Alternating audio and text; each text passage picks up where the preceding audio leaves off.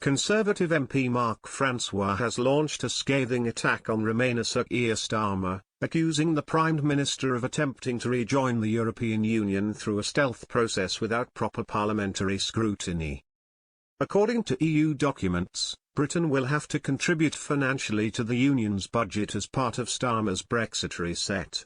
The documents state, the United Kingdom should contribute financially to supporting the relevant costs associated with the Union's work in these policy areas. Speaking to GB News, Francois stated, "What Sir Keir Starmer is doing here, this is all about trying to rejoin the EU by stealth.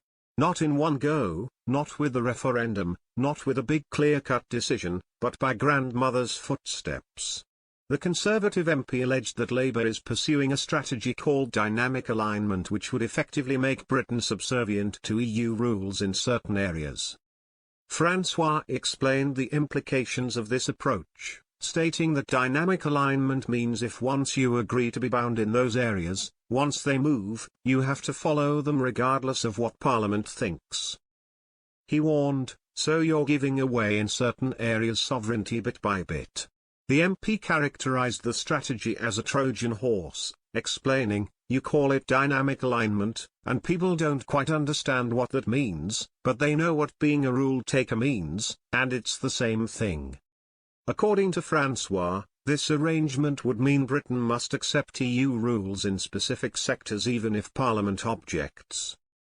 Francois revealed that Labour had eliminated a key oversight mechanism approximately 6 months ago. Parliament used to have a committee called the European Scrutiny Committee. Their role, chaired by the inimitable Bill Cash, was to be a watchdog for anything like this, anything that came from the EU. The committee's function was to examine EU-related matters in detail. They went through it with a fine-tooth comb, and what did Labour do? Quite cynically, about 6 months ago they abolished it. He suggested this move was calculated, they must have known, they must have had this in mind when they were doing it. It's really cynical.